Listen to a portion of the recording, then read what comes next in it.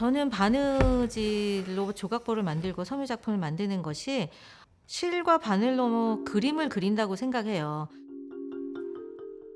제가 표현하고 싶은 또 어디까지 할 수 있나 이런 것도 좀 해보고 싶은 마음도 있고, 이런 마이크로한 세계에서 내 감정을 이 사이사이에 숨겨둘 수 있다는 게 너무 좋아요.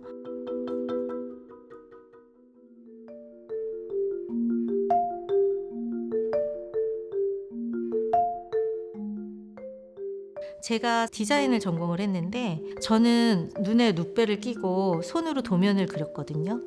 그랬는데 아기를 키우고 나서 나가려고 보니 컴퓨터로 모든 걸 하는 세상인 거예요. 그렇잖아도 경력 단절 때문에 힘든데 이렇게 뒤처진 사람이 된 거죠. 그러다가 생각한 게 이제 세월이 아무리 변하고 세상이 아무리 달라져도 변하지 않는 걸 하자. 사람 손으로 하는 걸 해야겠다. 누가 알아주든 안 알아주든 그래야 내가 세상에 변해서 휘둘리지 않고 내가 뒤처진다는 생각도 없고 그냥 나한테 집중해서 할 수 있겠다, 이런 생각을 하게 된 거죠. 해서 시작한 게 바느질이에요.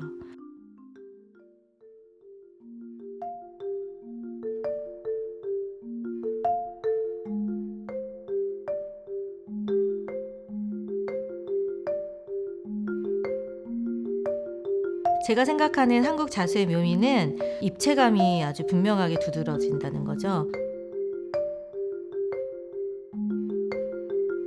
꼰사는 꼬아진 실이 꼰사고요. 푼사는 꼬지 않은 그냥 명주실이 합쳐진 한 가닥을 푼사라고 합니다.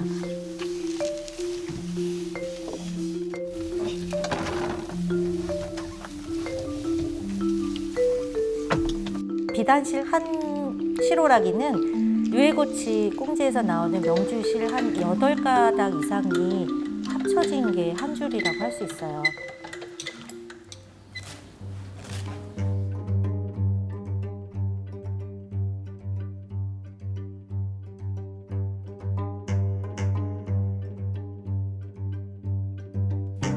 꼰사를 만드는 방법은요, 푼사 한 가닥을 가지고 시작합니다. 푼사의 한 가닥을 2갈래로 갈라요. 2갈래로 가른 다음에 끝부분을 묶어요. 그 묶은 부분을 앞정이나 작은 못 같은 데 고정을 시키죠. 고정을 해야 팽팽하게 꼴 수 있거든요. 그런 다음에 2갈래로 가른 푼사 2줄기를 손바닥으로 비벼서 각각 따로따로 한 방향으로 꼽니다. 그런 다음에 그 각각 꼰 2가닥의 실을 다시 합쳐서 이번에는 반대 방향으로 꽂아. 그렇게 되면 한 가닥의 꼰사가 되는 거예요. 그렇기 때문에 술을 놓았을 때 훨씬 더 입체감이 있고 바늘땀 하나하나가 훨씬 더 살아있게 되죠.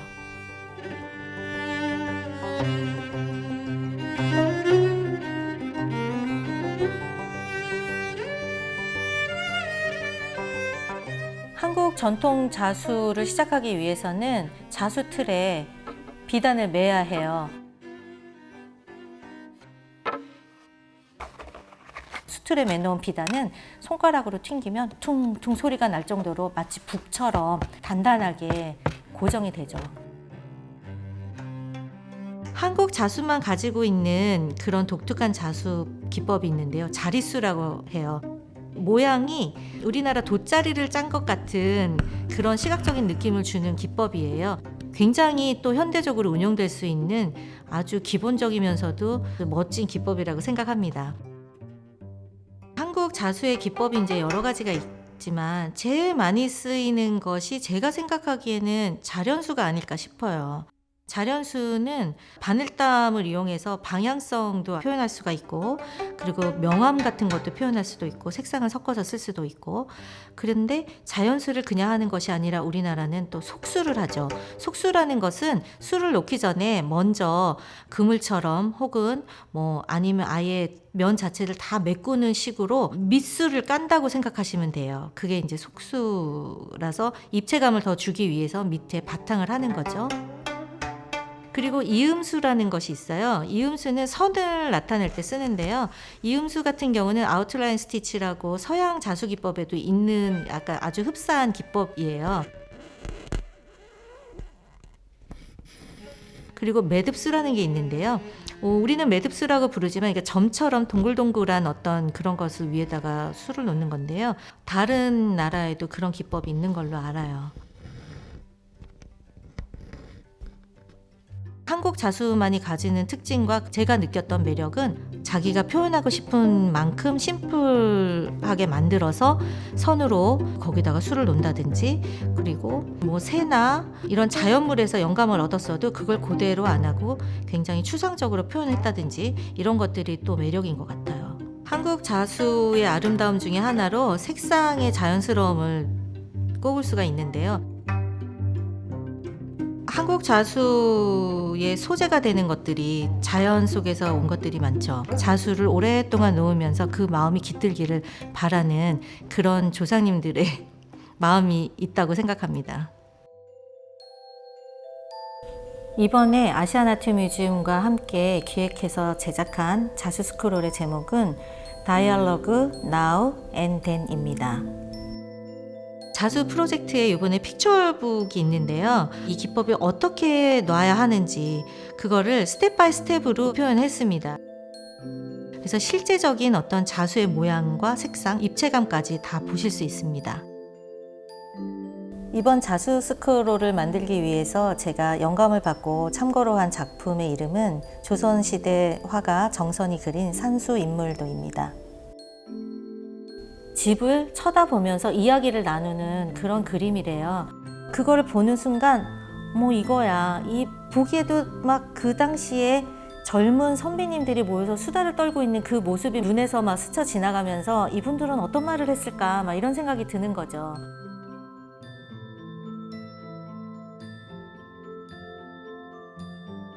언어도 성장을 하거나 혹은 변화하는 어떤 우리의 생활의 일부분이잖아요. 혹은 문화의 일부분. 그래서 그 말을 한번 표현해 보기로 했어요. 요즘 세상 첨단에 사람들이 늘 하고 있는 말, 그거를 합쳐서 역사와 시간을 한꺼번에 담아내고 싶었어요. 여기에 나온 신조어 단어들은 뜻을 보면 전부 그 그림하고 어울리는 말이에요. 제가 가져간 거는 그 그림에 앉아있는 선비님들이 그렇게 나가서 소풍을 하면서 산 위에 올라가서 말을 할 정도면 그 연세 있으신 분이 아닌 거예요. 젊은 선비들이라고 생각을 한 거예요. 소풍을 나가서 이야기를 나누는. 그래서 젊은 선비들은 그래도 또 그 당시 조선시대에는 제일 최신의 어떤 사회상이나 이런 거에 대한 대화를 나누지 않을까? 그분들이 이런 말을 하지 않았을까 하는 그 내용에 맞는 신조어들을 제가 좀 골랐어요. 그리고 아주 수려한 어떤 그 산수 안에 있고 그 풍경을 바라보는 장면이었기 때문에 뭐라고 할까요? 그 좋은 장면을 봤을 때 내뱉는 그런 감탄사? 그런 것들도 신조어들이 있더라고요. 그래서 그런 것들을 넣게 되었죠.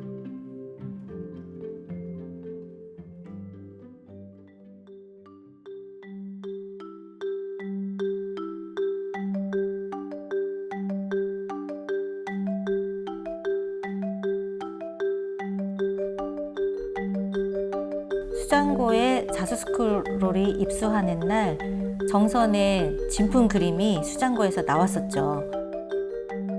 그 두 작품이 나란히 걸려 있는데 정말 그 나란히 걸린 그 장면 자체가 제가 만든 그 자수 스크롤의 주제랑 딱 맞는 거예요. 오래된 작품과 신조가 막 수놓아진 그 자수 스크롤은 정말 조상님과 요즘 그런 신조어를 사용하는 MZ세대가 나란히 있는 것 같은 그런 존재감? 정말 그 자수 스크롤의 디자인 컨셉과 딱 맞는 장면이었죠.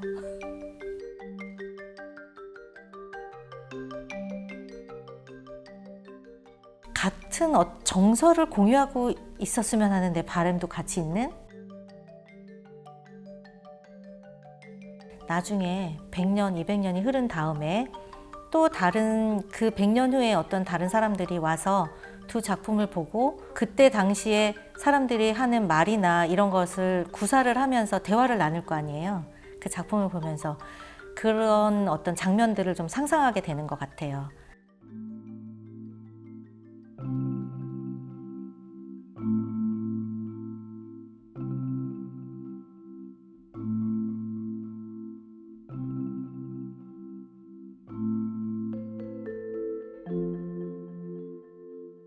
제가 자수나 바느질을 하면서 느끼는 감정은 일단 재밌고요. 시간 가는 줄 모르게 재밌거든요. 그리고 제가 자수를 놓거나 아니면 바느질을 할 때 느끼는 그런 감정들을 학생들하고 같이 공감하고 같이 느끼고 싶어요. 완전 다르지? 이쁘다. 이거랑 비교가 되니? 이렇게 왔으면 내가 속았지. 실 다른 거 쓰면 몰랐지. 사람들이 그래요. 이거를 하기 위해서 어떻게 하면 돼요? 어떤 걸 배우면 돼요? 하고 물어봐요. 어떻게 하면 돼요? 제가 그때 이렇게 말해요. 뭐 실을 껴서 어디 가서 실을 사고 원단을 사고 실을 껴서 바느질을 하면 돼요. 바느질법은 알려드려요. 이렇게 말씀 안 드리고요.